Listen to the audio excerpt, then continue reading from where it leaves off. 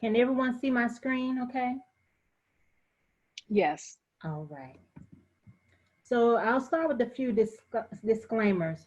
The content presented today is really some basic information about COVID-19. It is not a medical consultation or diagnosis or treatment. If anyone feels that they need medical attention, please have them to go to their doctor for guidance. And if there's severe symptoms, please seek emergency care. And then the information presented today represent my views and may not represent the views of my employer or the event sponsors today. As you know, African Americans and Latinos are being disproportionately affected by COVID-19. This data is from April the 9th, but we saw early into COVID-19 that African Americans were being disproportionately affected, and many of you may be familiar with this data. Although African Americans represent small percentages in the states of Milwaukee and Maryland, we represent a disproportionate share of the COVID-19 cases. So in blue is the share of the population, and in green is the share of COVID-19 deaths. So in Milwaukee, African Americans represent 26% of the population, but they accounted for 56% of the deaths. In Louisiana, African Americans represent 32% of the population, but accounted for 70% of the deaths. And so we have to do better as a community to educate and to provide equitable care for our communities. So these are the COVID-19 stats for today. As of today, there are more than 1,670,000 cases of COVID-19 in the United States. And unfortunately today we've almost reached 100,000 cases with 98,584 cases. And so that slide is out of place. I wanted to provide some stats about your states and data that is closer to home. So in Georgia, as of today, there are more than 43,000 cases of COVID, and there have been more than 1,800 deaths related to COVID. On the right side, you can see that African Americans are representing a disproportionate share of the COVID cases. So almost half of the COVID-19 cases are among African Americans. In Mississippi, my home state, as of yesterday, there were more than 13,000 cases and more than 652 deaths. And from the stats, which are small, I'm sorry, African Americans represent 6,879 of the cases. So that's about half of the cases are from African Americans. And sadly, more than half of the deaths are from African Americans. So 652 deaths. Among those deaths, 333 are African Americans. And I also included some data from Alabama. As of today, there are 15,000 confirmed cases, 573 deaths, and among the cases, 41% are African American or Black, and among the cases, 43% of the deaths are Black. And again, out of all the states, we are comprising higher shares of the cases as well as the total deaths are occurring among African Americans. So it's very important that we educate our congregations and our communities. A quick review of the symptoms. As you know, COVID-19, the most common symptom is a dry cough, shortness of breath or difficulty breathing, fever, chills, muscle pain, headache, sore throat, diarrhea, new loss of taste or smell, and no symptoms. So diarrhea, new loss of taste or smell are the newest symptoms that have been added, but most troublesome is the no symptoms, or those people are called asymptomatic carriers. So regardless of the screening measures that we put into place, and I'll talk about those later on, these are the people that we will miss. And so that's why social distancing is so important, because they will not have any of these symptoms. These are the emergency warning signs. So people are asking, when should I go to the doctor? Most healthy people, if they experience those symptoms that I mentioned on the previous slide, will be okay at home as long as they manage their symptoms, monitor their symptoms, continue to take their regular chronic disease medications, they should be okay. But this slide contains the type of symptoms that people should be concerned about when they should call their doctor and consider going to the emergency room. If someone is exhibiting trouble breathing, that's a red flag. Call your doctor, call EMS, go to the emergency room. Persistent pain or pressure in the chest. We've seen now that COVID is causing people to have strokes and heart attacks because it is attacking the arteries and cardiovascular system. And so that's why even symptoms such as weakness, confusion, inability to arouse, and worsening weakness, which are often signs of stroke, those can be COVID signs. And so those are very concerning um, outside of COVID, but with COVID, those could be presenting signs for COVID as well. And bluish lips or face can also be a sign of COVID because we've seen for some reason patients, when they get to the hospital, their oxygen levels can be in the 80s, much lower than most people can tolerate. But for some reason with COVID, people are not realizing how low their oxygen levels are until they're being monitored in the hospital. So if someone is exhibiting any of these signs, they should go to the emergency room, call EMS, and when you call 911, you should let the operator know, hello, I'm concerned about COVID-19, and put on a cloth face mask or covering for the person prior to them being transported to the hospital. So please remember to tell your congregants that. Any questions about the symptoms? Okay. And so on this slide, I included some information about the factors that affect the transmission rates. So it matters how infectious the person is. We call that the viral load.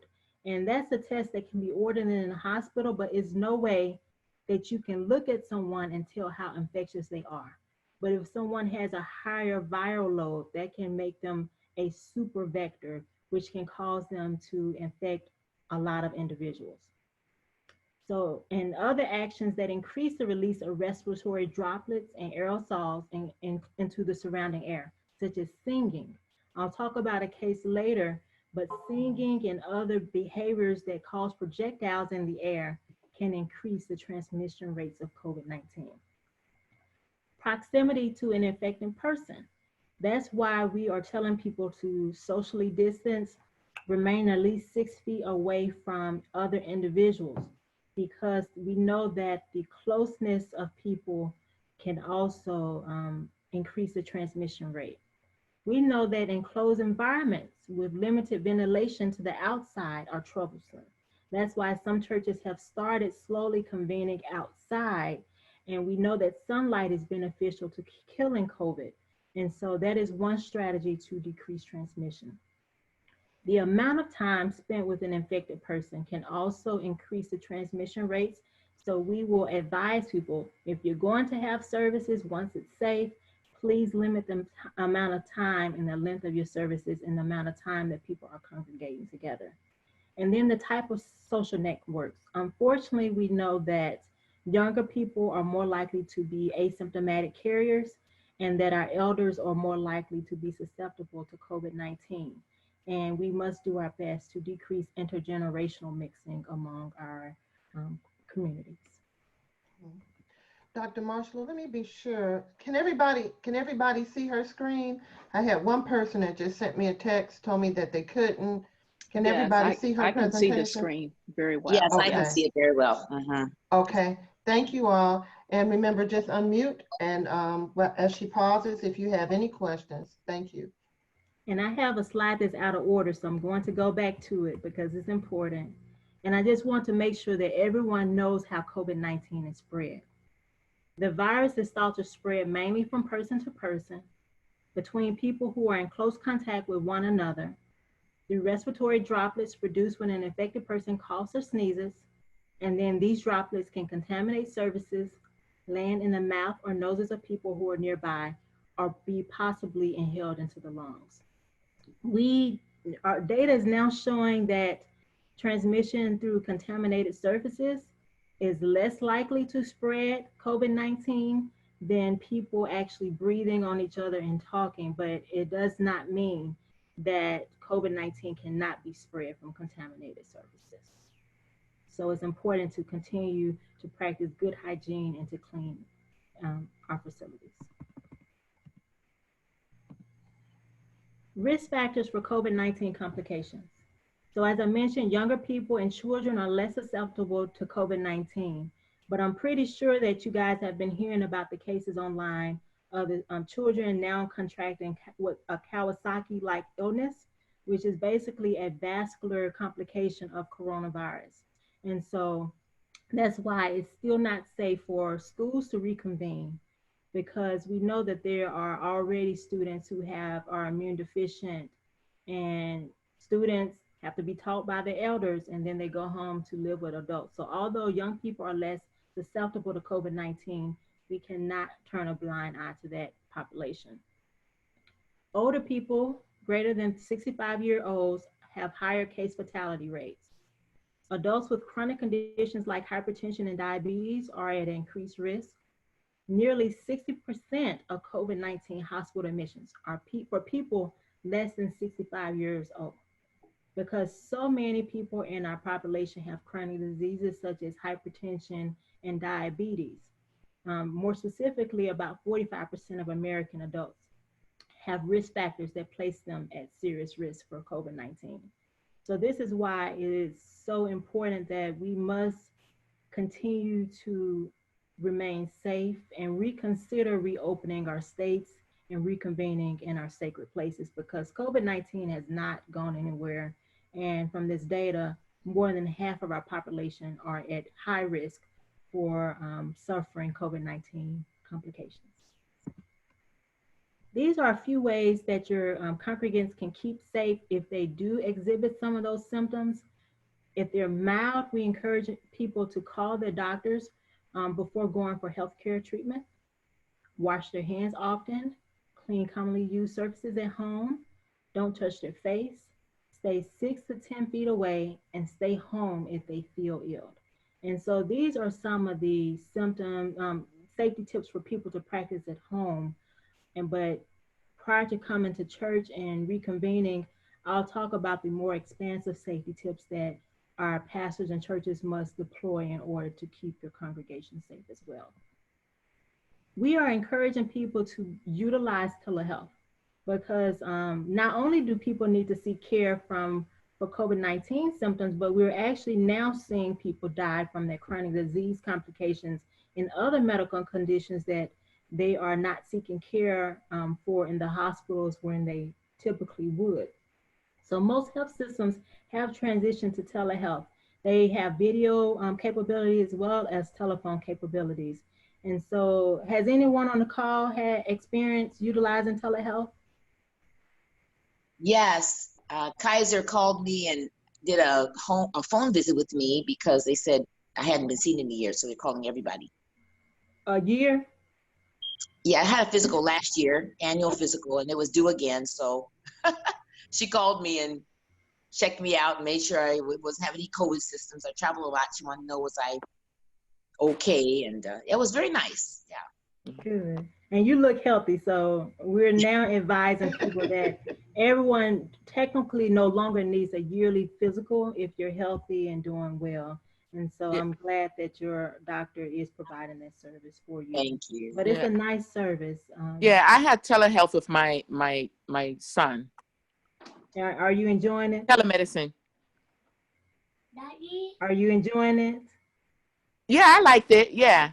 I actually, I'm a healthcare professional too, so I provide that as well. So. Good. And the great thing is most insurances are covering telehealth, telemedicine services. So we're encouraging people that although their doctor's offices are closed for in-person visit, that's still not, that they should still have their chronic check-ins and take their medications and get refills. And so I'm glad that you guys have utilized that service. Just an update on testing. There are two major types of tests, and thankfully the availability of testing is increasing across the United States. And so there's a low threshold for doctors ordering this test. So if anyone in your family are exhibiting any symptoms, or if you're concerned about them, if you call their doctor, they should be able to get a test. And most insurances are also covering the test as well. A viral test tells you if you have a current infection. That's the one, and I need to remove that. It is more widely available now. That's the one that is the viral load that's checking for the virus in your body. But unfortunately, this test is only 70% sensitive. That means out of 100 people that get the test who have COVID, only 70 of them will test positive. That means that 30 of them will have a negative test but still have COVID-19. Yeesh. And that test can be a nasal test or oral test. The second test is an antibody test, and it tells you if you have had a previous infection. This is the test that's not as widely available, and this is more so the blood test, and it also has a low sensitivity and specificity, and they're out there still trying to find a reputable vendor. So this test is the one that tells you if you previously ever had the infection. So it's not as beneficial because we don't know the value of having antibodies. So for some diseases, if you have antibodies, it means that you're immune to the disease. But we're learning more and more about COVID. And so we don't know that even if you test positive for having COVID-19 antibodies, if it means that you're immune or not to the disease. So the more important test is the viral test. That lets you know if there's active virus in your body. And even when people have tested positive, in order for them to go back to work, we are advising them to have 2 negative tests within a 24-hour period. And so the viral test, again, is the most important test that we are advising people to get if they are suspecting COVID symptoms. Any questions? All right. Treatment. Come on. I'm sorry, Yes. this is Linda. Linda, I have a question. A lot of jobs are requiring like to take the temperature when people are going back to work. How effective is that? Just doing a temperature? Not very effective at all. Okay. Because of the high number of asymptomatic carriers. And research is telling us, data is telling us that maybe as much as 30% of the positive cases may be asymptomatic carriers. So those people never had a fever. So they would pass the screening exam with the temperature and could still potentially pass it on to the coworkers. So that's why it's so important, even if you have those screening measures in place, that people still wear their masks, practice good hand hygiene, and socially distance within their work sites. So yes, very important question. Thank you. You're welcome. Treatment, there is no current cure or vaccine. Oh, I had a question, please. I'm sorry. Yes. Regarding having the negative viral load test. So at one point, the body should clear the virus completely. I'd read some stories coming out of Italy, coming out of Japan, where patients were negative and then they tested positive again. So is there a window whereby they will eventually clear it completely? We are learning more and more about COVID. So we don't know if those people were testing negative and then positive because they recontracted the disease. So that would mean that antibodies are not purely fully protective, or that means that the test that they initially had, maybe one of those tests was Faulty. It was faulty. So that's why they're saying 2 negative tests within the 24-hour periods, because they don't trust one negative test. And so it's so much that we're still learning about this disease. A year from now, we will have learned so much more, but right now, by us still going through it, a lot of this stuff is changing on a daily basis. So yes. Thank you. You're welcome. Treatment, there is no current cure or vaccine. If someone tells you that they have something in a bottle for you, let me know so that we all can be rich. There are several clinical trials underway for vaccines and treatments. Remdesivir, an antiviral, is the treatment that has been shown to be effective. I think it was able to decrease um, days in hospitalized from 14 to 10, but that's still not enough to be groundbreaking. There are a few plasma antibody trials where people who have had COVID are able to give antibodies to other individuals. Those are still being studied. And a vaccine will take months. I think the president has said that he wants a vaccine by December, and that's a very lofty goal because typically vaccines take a couple of years to develop and to ensure they are safe. And so there's going to be a while before we have a safe and effective treatment. So this is a part of our new norm for the short future.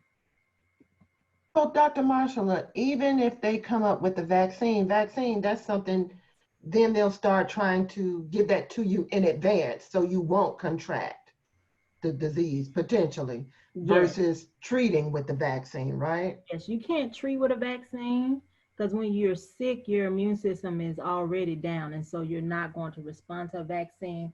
So the purpose of the vaccine is going to be to immunize people who have not contracted COVID. And the problem with that is that we're still learning about coronavirus. Every year, the flu vaccine, you're advised to get a new flu vaccine every year because the virus mutates so rapidly that the vaccine that they gave you last year is no longer effective. So we're learning more about COVID, but we make it to a point, they may learn that the virus is mutating so quickly that a vaccine is not safe or effective. And so, yes, so a vaccine would be to immunize people prior to them contracting COVID and not a treatment. So that's why other antivirals hopefully will be effective and can serve as prophylaxis or treatments for individuals. So prophylaxis are, of course, to prevent COVID-19, and then treatment are to provide therapy to people who have been infected to decrease the severity of the illness. But there's no treatment, no vaccine, none of that right now. Question. Yeah. What about the chloroquine? The chloroquine. So the WHO showed that it was not effective and that it actually increased mortality by 45%. Oh my compared to goodness. people not being treated with chloroquine. So most research institutions, including the I'm trying to remember our research institution, not NIH, but the people that do our FDA, has said that it is not safe and has advised everyone to stop taking it for prophylaxis or treatment of COVID-19. Really? Because I'm from Ghana, West Africa, and this is the medication of choice when somebody has malaria. And the Africans have been taking this for years. Yes. And this is the first time I'm hearing that it is actually harmful. But then the Black people in Africa have been taking this for years. Yes, So it's not, and in life, everything is a risk benefit. We've always known that hydrochloroquine can cause cardiac issues, can cause arrhythmias, so irregularities in heart rate. We've known even with treatment for malaria that it can cause that, but again, it's always a risk benefit. We know that if people are going to die of malaria, and that is, we have populations who are at high risk of contracting malaria. In that population, if hydrochloroquine is the best treatment, then that's the best treatment. And so that's why they actually advise if people are going to take it, they should be monitored in a hospital because it can cause irregular heartbeats and rhythms. And so every medication has side effects. And also my best friend's dad was also admitted with COVID, and they actually started him on the triple regimen, which is the chloroquine, the Z-Pack, and the zinc, and he actually made it home, and he didn't have to be on a respirator. I think he was on 12 liters of oxygen, and they treated him for about 5 days, and he was able to go home within a week after this treatment. So I was under the impression that this regimen worked, And I mean, unfortunately, maybe they've done, he was blessed because we were praying as well. So and they've been large. That's why it's so important to have large trials, because hmm for every individual is unique, but they've done enough large scale trials where they've shown that the benefit of hydrochloroquine is not worth the side effects associated. I am a strong advocate of zinc, Zicam, because there are a lot of research studies that have shown and proven the effectiveness of zinc in decreasing viral replication. And so when you're trying 3 drugs at a time, it's hard to know which drug worked as well. But they know that hydrochloroquine on itself is not worth the added side effects in treatment of COVID-19. And advocating for loved ones, this is very important because a lot of hospitals now are not allowing visitors. And so people are wondering, how can I continue to ensure that my loved one is being treated fairly and provided the highest quality of care? It's important that individuals designate one family member to be the point person to talk to doctors. You should know your loved one's medical history, whoever that point person is, their wishes, and end of life plans. Phone calls and video chats are the best way to stay connected and stay in touch. And so we're asking individuals to pack a little to-go sack. You know, like the pregnant women have you to have the to-go bag ready when you're time to go into labor. It's important that individuals have a little to-go sack ready that has a cell phone cord, has your cell phone battery, have your medical records, your list of medications, all those things handy, because the information needs to be there with your doctors, as well as the individual needs to have access to communicate with their loved ones. So make sure that they grab a cell phone and cell phone cord on their way out the door if they have to go to the hospital. Wow. Contact patient relations and the ethics team if you have concerns or questions. So many times people contact me because they're like, I haven't heard from the person's doctor in a couple of days or weeks. That's terrible. But just know that the patient's relations team is supposed to always be there. And the ethics team is there because if you think that the care team is not offering um, all of the medications or options that are available, or if they're not taking your wishes or considerations into care, they're there for you to consult them in addition to the medical team. And those numbers should be readily available online, or you can ask for it when you call the hospital's main contact number. Stay informed of the latest treatments and medical updates. I know it gets depressing watching CNN, MSNBC, but every day they're talking about new updates. And some of our hospitals are behind. So you may hear about a new regimen of therapy that the doctors at your hospital may not even be aware of. So it's important that you stay up to date so that you can advocate for some of these things. And so it's important, just like you guys are comfortable with asking me questions, please encourage your congregations to be comfortable with asking their doctors questions. So many times we we are fearful. We have the white coat syndrome where we feel that doctors are all knowing, all powerful, but they're not. And so we must empower people to ask difficult questions and feel empowered to advocate for the best care for their family members. And so you can assist them with that. During this time, physicians, we often focus on COVID-19, but we know the importance of individuals being holistically well and healthy.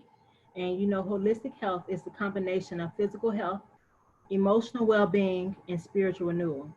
We're telling people we don't want you to be physically, socially distant. We want you to be physically distant, but remain socially connected, encouraging our congregations and communities to manage their chronic disease. Because despite COVID, people are still dying of preventable chronic diseases such as diabetes and hypertension. And so please tell them and encourage them to go for their yearly appointments, go for their 3-month chronic disease visits, and make sure that they're getting refills for their medications, as well as living as healthy as they can now. I like to be transparent. I have diabetes, and during this time, I've actually been able to manage my diabetes better because I'm at home, able to exercise, measure my blood sugars more frequently, and actually be more thoughtful about what I eat and cooking. So please encourage your congregations to spend this time to better manage their chronic diseases and to be holistically well.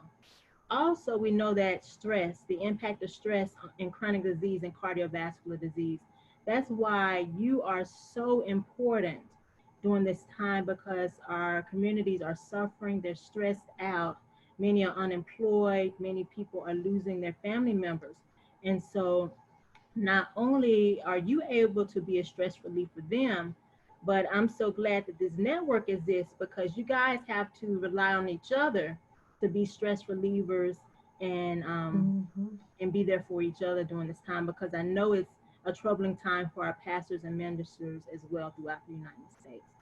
So we just encourage and want everyone to be holistically well, not just be fearful of COVID, but taking care of their spiritual self and bodies as well. So this is the meat.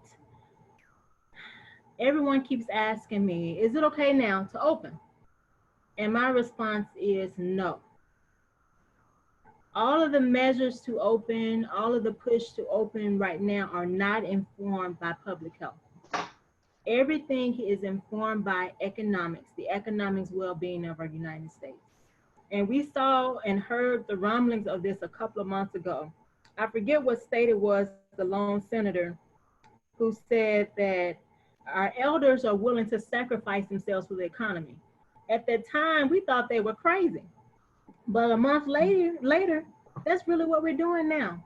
We're sacrificing our elders and those who are predisposed to contracting COVID to COVID-19. And so, unfortunately, states have opened. So the question is, how can we be as safe as possible during this process in anticipation for the second peak of COVID? Because the second peak of COVID is on its way, and in some places may already be here. So the tips that I'm going to provide are tips for how you can safely reopen when your public health officials say that it is safer and safe now to open. But I'm pausing to say COVID has not gone anywhere. You guys saw the stats earlier. And so I need everyone to stay prayerful and just ask for guidance. So guidance from our public health officials for their wisdom, and for just wisdom all around for us to be prayerful of when is it safe to reconvene. And so none of us want to be this story. The CDC announced COVID-19 spreads easily in group gatherings. And this is one case where two symptomatic people attended church service events on March the 6th to 8th. They later tested positive for COVID-19. At least 35 of 92 attendees acquired COVID-19. And among those 35, 3 died. From contact with church cases, at least 26 additional cases were confirmed and 1 death. None of us want this to happen in our churches. After choir practice with one symptomatic person, 87% of the group developed COVID-19. As I mentioned, singing and other activities that produce projectiles can increase the transmission of COVID-19. So this is important. When our churches start reconvening, it's not just the number of people at church, but how close are they sitting in the choir stand? So that means that people might have to practice outside in the pews instead of being in the choir stand when they're practicing for choir practice. So we have to think of those kind of things when it is safe to reconvene. But if you ask Marshala right now, Dr. Lee, I don't think it's safe. And so down here are some few tips that we can talk about for how to decrease transmission, but I'll go through those in detail. Dr. Marshall, we were talking earlier about where did the number 10 come from? Why is it they keep saying no more than 10? What's the magic there? And so I love that question because, again, we're learning more and more about COVID-19. But the number 10 came from the fact that, as you can see in this picture, I can't add it up quickly, but I think that's at least 60 people. So 10 is to help us decrease the size of the outbreak. Is not to decrease the size of the number of people in that group of 10 and being infected, but it's only to decrease the outbreak just in case those 10 get infected. And so, as in this picture, instead of 35 or 92 people being infected at that church, it would only be 10, and then you would have less community spread. It's only to decrease the number of cases, it's not to decrease. Is no science that shows a group of 10 is less likely to transmit COVID-19 to each other. Did I answer your Gotcha. question? Yes. All Mm-hmm. right. And so tips for keeping your congregation safe. I want to circle. Please continue to meet virtually. Continue to meet virtually. And I'm so glad, Pastor Burst, that you're going to provide that technology and assistance to help the pastors provide the services to their congregations. Because right now, that's the only way to completely remain safe. And so I'm giving the rest of the tips with the caveat of they are not risk-free, and you have a increased risk of transmission if you do anything outside of meeting virtually. So a few churches have gone to meeting outdoors, and so in the open air, and we know that the virus does not survive as well in the sunlight, but we know that cases have been transmitted outside in the sun. And so if people are still going to congregate outside, you must still limit the size of those crowds and require individuals to wear face masks. And also, it's important to screen individuals for symptoms. And that's if you're going to hold your services outside or inside. And a few good tips, a few good questions that you can ask anyone. Do you have cough? Have you had a fever? Have you been around anyone exhibiting these symptoms within the past 14 days? Are you living with anyone who is sick or quarantined? But as I mentioned, more than 30% of the COVID-19 cases have remained completely asymptomatic. But it's important that you screen your congregations, put these questions on your website, and ask individuals if they're having any of these symptoms, please advise them to stay home. Hand washing, it's important that you have hand washing stations throughout your church. Warm water with soap, people must wash their hands for 20 seconds. And I know some churches don't have warm water. Every time I washed my hands, it was cold. So if that's your church, that's not effective. Or alcohol-based hand sanitizer, and it must be at least 60% alcohol. Disinfect all surfaces. And unfortunately, you have to disinfect all surfaces regularly and clean all door handles. I'm not sure if you guys have the reception areas, but unfortunately, people are not going to be able to sit in the reception areas. They have to come into the church and have clearly delineated areas for where they should sit, because any surfaces that have multiple people touching or sitting in those areas must be disinfected. And then people must minimize unnecessary contact. And so that means, I'll talk about it, no passing around of any trays, no hugging. You know, our brothers and sisters, that's the first thing that we do is walk up to them and hug them. That's how we typically greet each other. But we can't do any of that. And so it's going to be a lot of habits that have to be changed among the people of faith. And so here are a few additional tips. Maintain social distancing. So churches are being advised to skip pews and make sure that individuals are sitting in rows facing one direction. I know in some churches, the pews are facing, can be diagonal and face inward. So any pews where people are facing each other or at an angle, we would advise that people don't sit in those pews.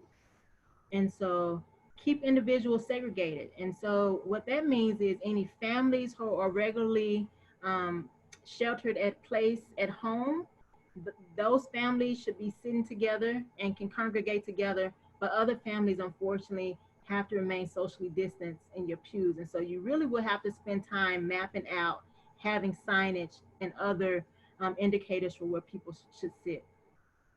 Use larger rooms with high ceilings if possible. Um, so if your church cannot provide that, that might be the opportunity. Either you may have to gather somewhere else or maybe outside. But it's important that the rooms are able to be large and have good ventilation, the ability to open windows and doors. And then you must also allow time to vent rooms between use.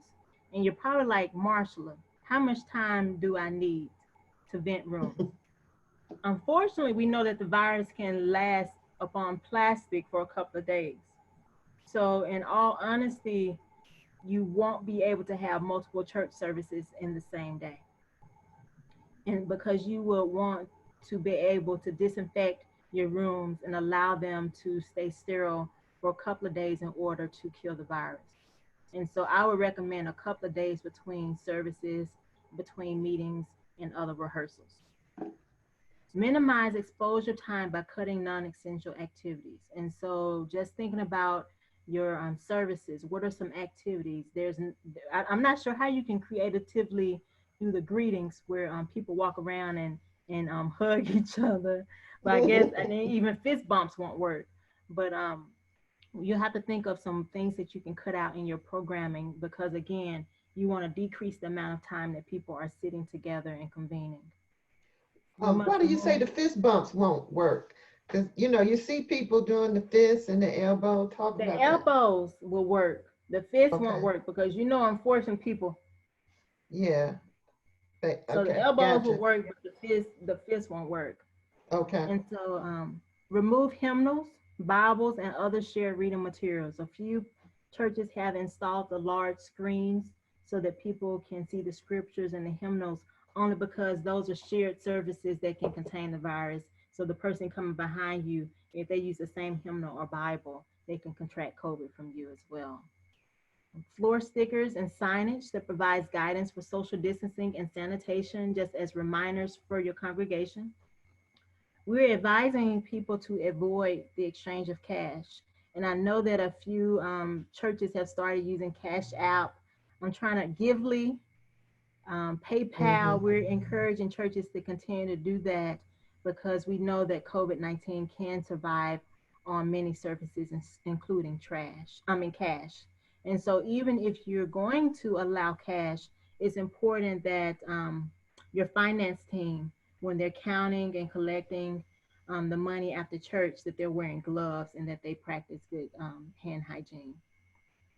Store paper products in a closed cabinet, because again, aerosols can land on paper towels there if they're sitting out on cabinet or plates. And if someone comes after them and picks up a paper towel or a plate, they can contract COVID. And unfortunately, we cannot have potlucks. And Oh so, no. no potlucks, no potlucks, no You potlucks. didn't shut it down now. You didn't shut it down. We are shutting it down, but we know how important Mm-hmm. fellowship is. And so if you Yeah. decide that you're going to have something like that, consider box lunches. But the issue Mm-hmm. is, if you're going to eat, you can't eat with a mask on.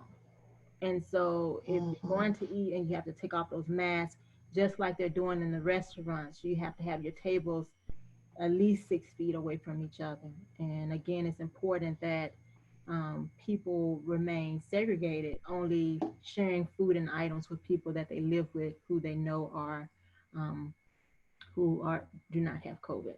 And so those are a few tips to stay safe when it's time to reopen. But right now, I don't believe it's time to reopen. This slide contains the resources that you can share with your congregation. It has a lot of information, including the mental illness NAMI hotline, as well as the National Suicide Prevention Hotline, because we know that this is tough times for all of us, and mental illness, unfortunately, is real, and that some people need a higher level of care than what we can provide, and that's okay, because we want everyone to remain safe and get through this together. We want you to stay safe, healthy, and faithful. And just thank you for the opportunity to speak with you all today. I hope that you have some questions. I hope that I provided you with some information. And I just thank you for this opportunity. Marshala, This thank you has so been much. great. Questions? Great. This is Linda. Hey, I Hey, have a Linda. question. In reference to people that has tested positive, but they have the stay home type symptoms, okay? Is there anything other than just staying home that they should do to help the process? Like, are there any medications involved or anything, to that nature? That's just, Yes. So I am a strong advocate, as I mentioned, of zinc. mm-hmm. I'm also encouraging vitamin D because there is some research that's showing that many of the people who have suffered from COVID-19 complications have been vitamin D deficient. Vitamin C because of its anti-inflammatory properties, and exercise. And so just expanding those lungs and getting the heart rate up. We know that COVID-19, has caused a lot of pulmonary complications, and Mm-hmm. people who have exercised have been able to fight it off a little bit better. So Okay. those are my recommendations. Do you have a recommendation on the dosing of the vitamin D and zinc and I C? do not. It's really based upon how deficient someone is. I think the vitamin D comes 5,000 units daily.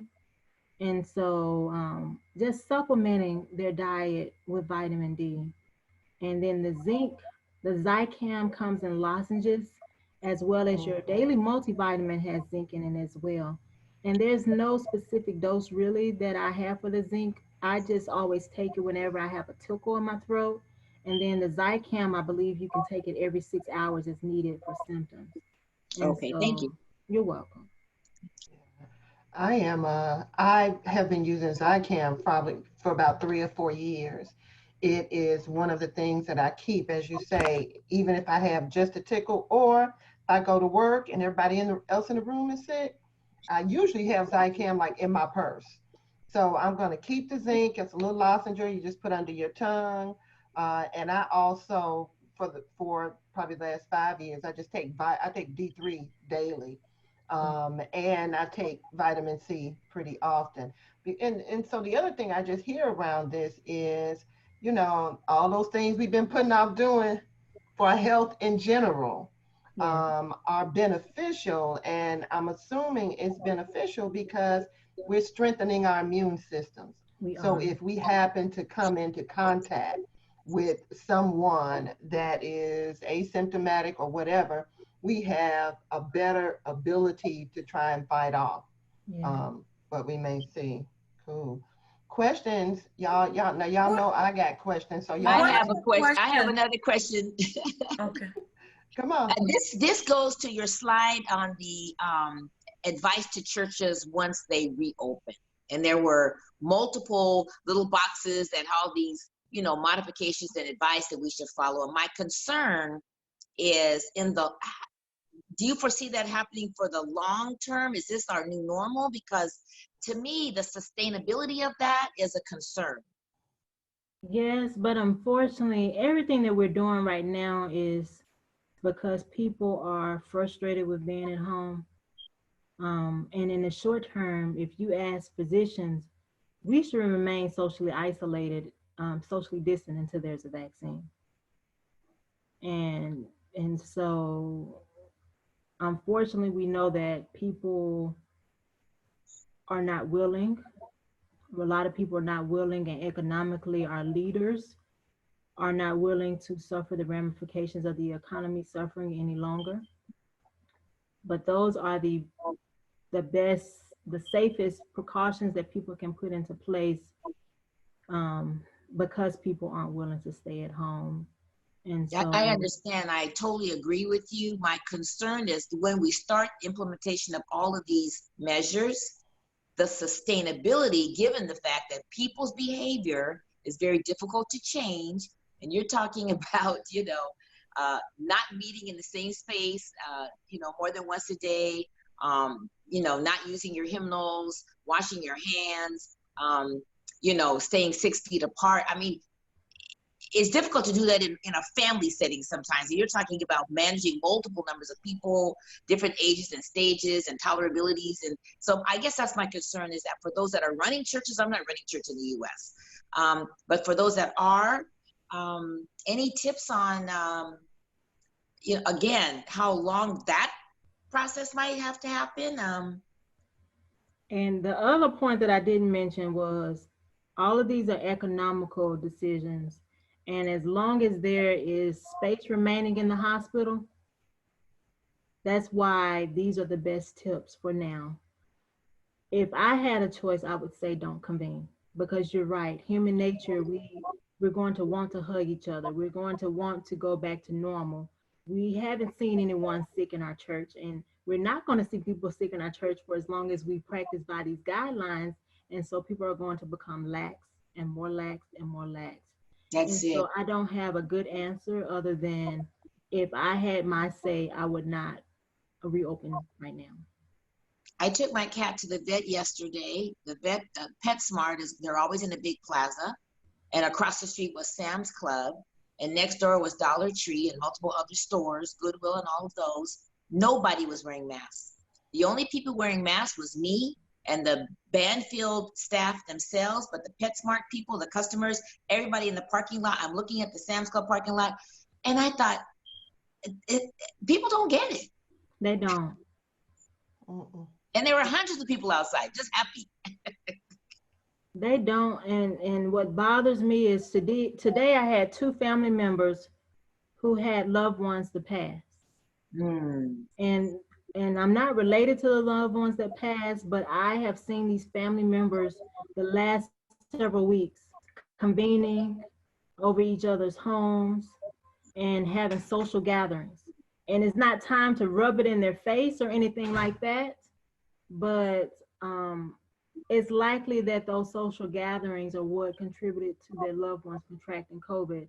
And I'm not sure what else we can do to communicate this to our community, but that's why it's so important that you provide it, communicate with them, because they listen to you.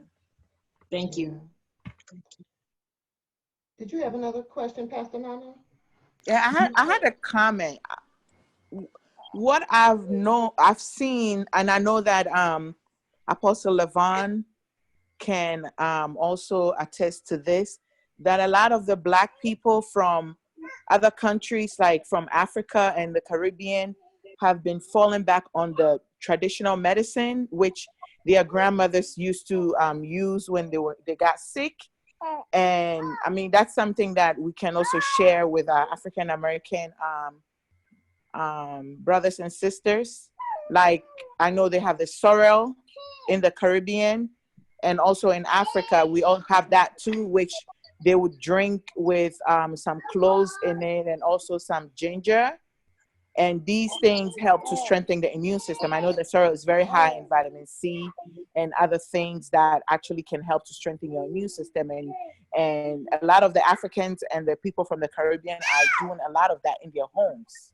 Yeah. And so I think that that is something that we can share with our African American brothers and sisters to help them strengthen their immune system, so that in case they are exposed, that their symptoms, they can stay home, or they won't even have symptoms. They can be asymptomatic.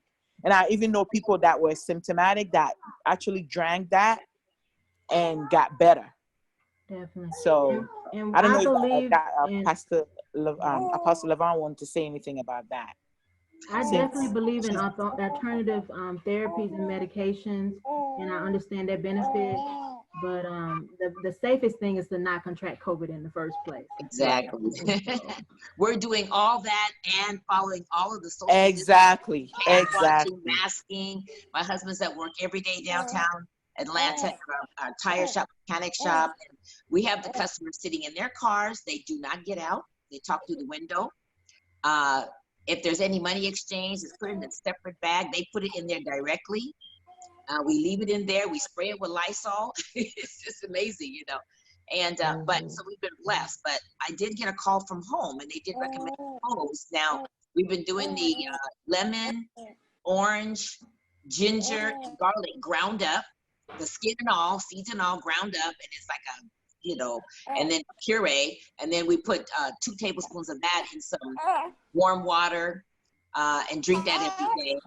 And so, I mean, that's all great. It takes some time before all that kicks in to boost your immune system, but you can't get past the CDC recommendations. Those you just have to do them. Right. Yeah, yeah. Also, what I'm noticing too is people that other conditions that are developing after they have gone through COVID. Yes. The stress and the strain, and I don't know what else it is. Yes. But it's the after effects on the body. And so it's like, not, okay, I got over COVID, I'm COVID free, I can go back home.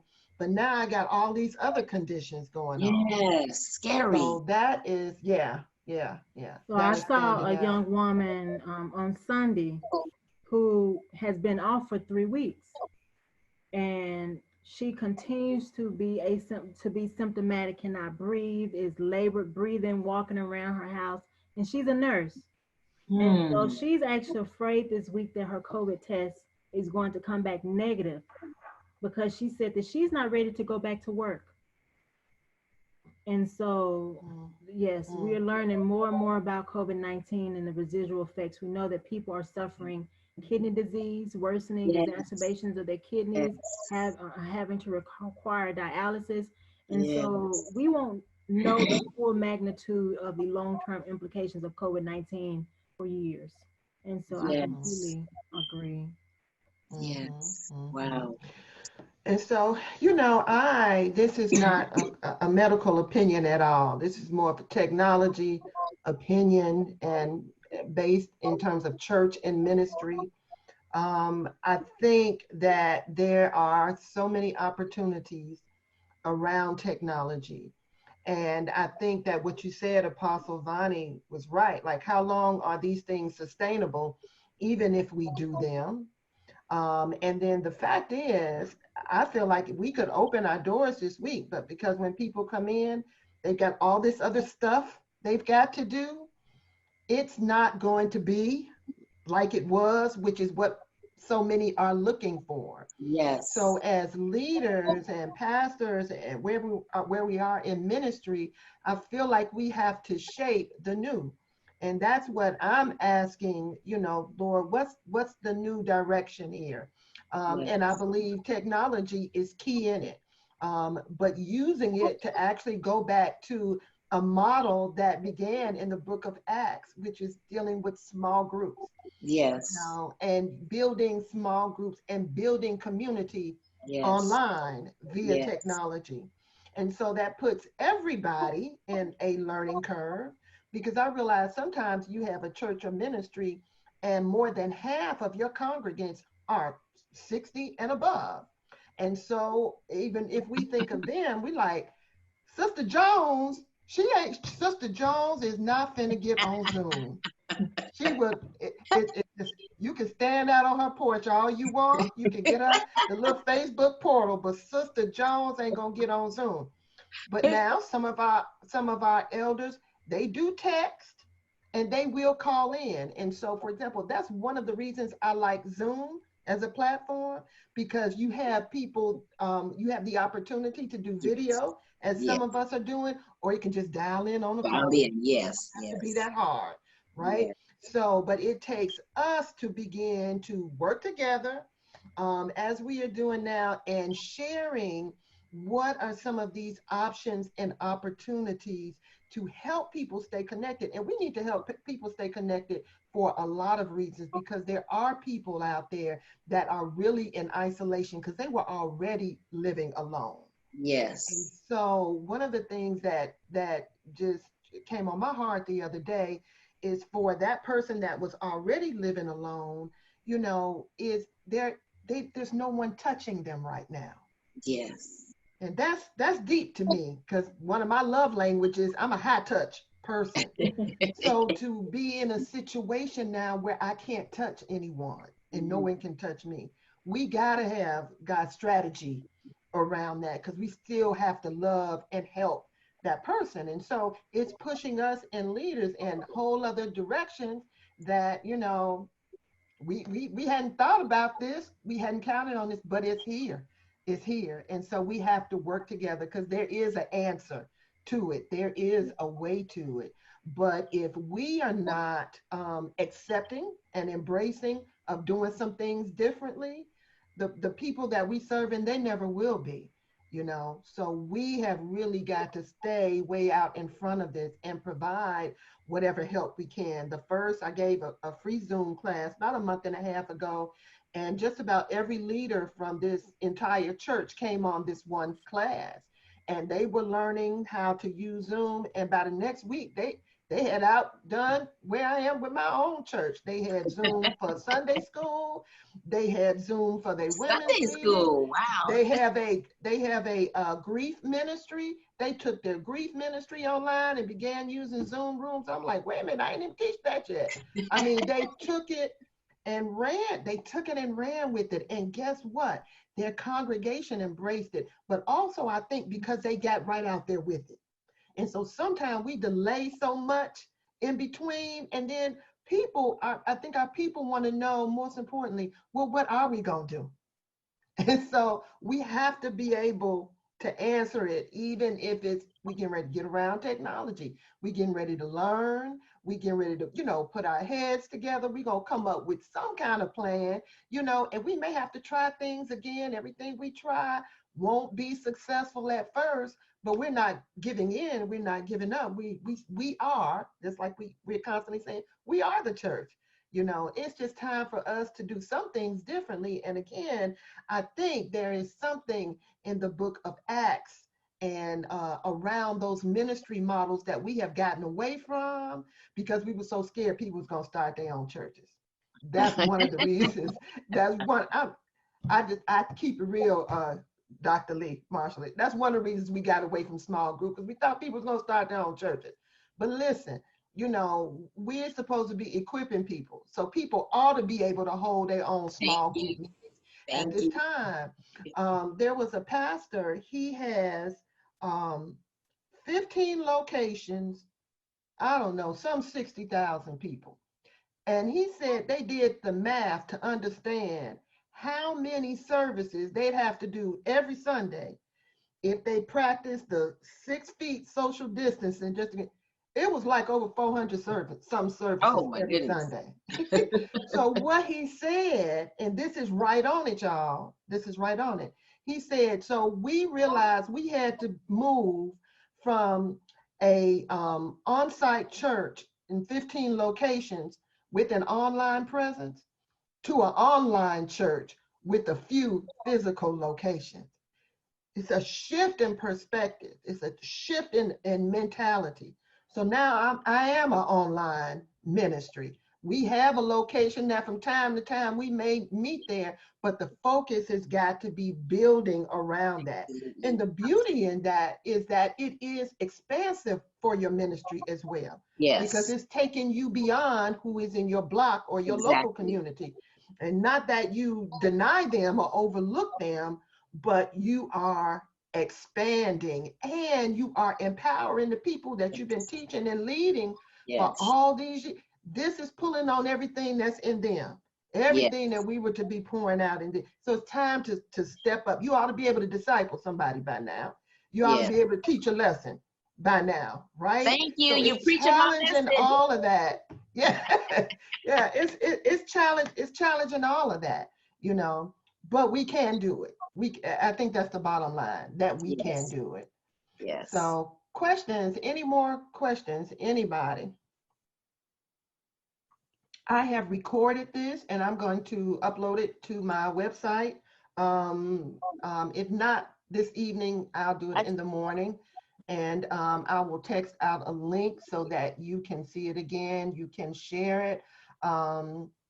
If you are using Zoom, you can actually play it out over the website, over your Zoom thing, share your screen, play, and let others hear it within the body. You know, I try to work just with senior leaders and pastors on this call, but this is information that everybody needs to really, really hear. Yes, from somebody yes, close. You know, it's one thing to yes, hear it on the news, you know, but it's one thing to sit in a setting like this and Right. hear and talk and share and discuss. And I certainly hope that it's been beneficial for you all. And very. Thank you so much. Thank you, Dr. Thank Marshala. you. Yes, it's This has been been yes, great. wonderful. Thank you. Thank you. thank Yes, you. thank you. Yes, yes. It's I been just just a wish I blessing had having really you. understood. I had invited so many more people, and if it's possible to do it again, so we can invite more leaders, because this information it's so critical, and the Yes. way you presented it, so factual, it makes people really think. It takes the emotion out of it.